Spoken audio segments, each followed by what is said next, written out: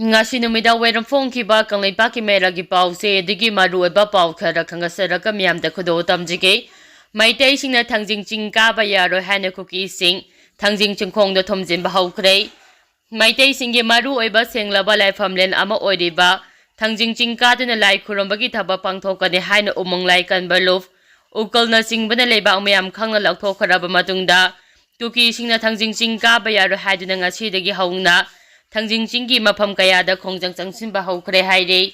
pawa sin hai maitai singna thangjing chingka dana lai khuramgani haibagi pauta badagi ngasi ayuktagi ITLF na lusingba kuki CSO amadi KSO yauna kuki nupi angang mayam ama gari yangkai humporom da holaktuna thangjing chinga naknaba mafamda thambagi thabak sathakre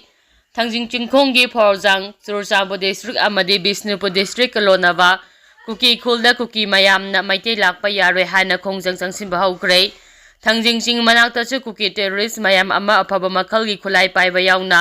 chingthakta kakhatuna mafam aduda lumduna leibagi video footage kaya thadoraktuna haujuk viral oirakle haujuk phawbagi oinadi maitai singna thangjing ching kaduna lai khurumba yarwe haiduna kuki singna athingba pinaba lakhalakliba thaba asida PR lenga ki maikeidagi cheksin thorangi thabak lakhotpagi paudi phangba leitre Panbayavade, Maitai Purum na Thangjing Chingka na Lai Kurum na ba Sem Sariba Ado, Irang Sagana ba Tausilni. Political settlement ama purakri ba Faba Kuki Zona Kwan ba Mapam Singda, Maitai Amata Sang Bayaro Hana Kuki Puruki Oina Ladiba, KIC Surusampur, KCA Surusampur, KKL General Headquarter, KSO Surusampur, KWU Surusampur Amade, KWO ISR General Headquarter na Singba, CSO singi president singna khoyek piduna tha asigi tarada thoki bachelor amasulai khrabane serol adun hai maitai phurumna thangjing chingka duna lai khuromna ba sem sareba adu irang sagana ba hona ba thausilni irangi matamda bapha jol sing khaidokna thamliba asi phongna singna bane kuki jogi political solution ama puraktri ba phawba kuki zona konba mafam chingda maitai amata changba yaroi karigoma bapha jon thugajina maitai singna changlak patarabade Maduda tholokpa apafata amade thoaningdaba thodo wathoki teksak masana pugadabani haina khangalakpa su laikhrabani lodina central lengangna purup anigi marakta thoaningdaba thodok thoktanaba seksin thorangi thabak lokhapiyo haina kuki CSO singi luchingba singna khoyek piduna thadorakkiba zeror aduna khangalakkiba su laikhrabani makha tarapa paugda kuki singna kangpopi district ki gampi phaida check post hangduna Maitai yaubra haiduna gari sing check tawbagi thabak chathaba houkhre Union Home Minister Misana lamdam asida tholiba kanglupki irang ase mausagi punsida halakpa haure hana phongdorakkiba galonina miyamna istat asigi mafam singda maning tamna chathok chasin tawba yahalagani haina laukthokrabasu ngasi phawbada thabak to onthokpa ngamdana leire serak asida Committee on Tribal Unity kotuna Manipur miyamgi lifeline oiriba National Highway number 2 Imphal Dimapur lambi paringda Maitai sing chasok chasin tawba yadanaba akamba siksin thorang lokhapa houkhre lambi paring asigi kangpopi district ki gampi phaida kuki singna check post hangbaga lojina lambi de lakpa gari singda maitai yaubra haiduna check tawbagi thabak changsile haire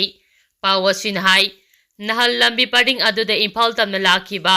alu puba tata truck ama kangpopi district ki kaithel mambi military colony manakta accident thopagi thodokta alu puduna lakpa truck ama kangpopi gi KMC Cemetery manakta accident hoke accident holiba truck gari adugi alu marakta lona tonglakhiba moirang turen bandagi hemam prem sei kuntraga taruk apopa hais inausa soktuna Senapati District Hospital da layengkhiba leiribani thaudo asi thokibagi matungda kuki jo singna lambi paring aduda maitai sing chathok chasin tawba yadanaba akamba sesin thorak lokhotpa hokhibani haire panba yabade Kudong thiba thaudo aduda aso apanang kharaba Hemam Prem Singha BSF ki kanguna thengnabadagi mafam adugi khunja singa lonina kallaba matung mak Senapati District Hospital da layengraba matung makata na layengnaba Jenims Hospital da purakhrabani makata rakpo ina kangla paudagi maruiba pau khara khangasaraga miyamda khudo tamjage Works Amendment Act lising aniga subna kunga mangagi mayokta MPCC na Supreme Court da legally thengnaragani Ibobi CLP leader Okram Ibobi na haikhre Works Amendment Act lising aniga subna kunga mangagi mayokta MPCC Supreme Court legally thengnaragani ngasi Congress babanda pangthokiba paugi mifamda wafam ase okram ibobina phongdorakpada Works Act ki mayokte thengnanaba ex MLA Fazur Rahim amadi MD Ami Singhana luchingduna MPCC team ngasi Delhi chakhrei lakliba ningthokaba natraga leibak popada case file tawragani haire mahangna makhata na hai ek asi India ki constitution na piriba chaningba lining chachanabagi ayaba secure step pusingnabane BJP na lusingba NDA government na constitution ki preamble attack tawrei masigi mayokta Congress na safe democracy haba wakhalolda divide and rule policy ki mayokta leplay Lok Sabha amasung Rajya Sabha da works bill asi pass tawnaba puthorakpada Congress na masigi mayokta lepkhibani haike paugi mifam aduda MPCC ki president Kaisa Mega Chandrana Works Amendment Act 2019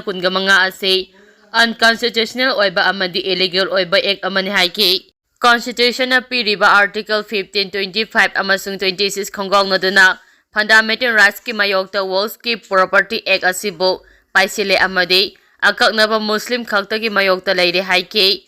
NDA ki alliance oidiba JDU amadi NPP na Works Amendment Bill bo Act onaba photorakpada Parame House animakta athingba pikhidaba tuminilai singkharaga hauji bill ase Act olaba matamda yaningdaba phongdorakibe NPP amadi JDU gi state leaders singi matau ase thongna leitabani wahantok leiti haike makhatarapa pauda security force na bomb amadi lalauba ama phare security force na state asigi sing amadi tampaki tunga ba mafamsingda thiba humbagi thabak chathabada Sirosampo district ki Sirosampo police station na kuamba Changpikot Shiden Ice Kotalian amadi dampi sing dagi improvised cell launcher ahum phaga pangamle haina police tagi phangba pau amane haire amaramda security force ngarang Imphal East district ki hangang police station na konba sangapam kaithel dagi KCP PWG gi active member ama phare haire hiramasi ga mari lena Manipur police control room dagi phangba pau amana hai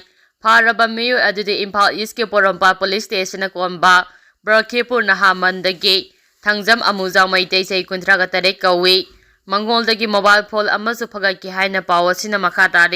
makhatarapa pauda BJP na butawrabadi yettaba yade haibasi leibak thibani ibomsa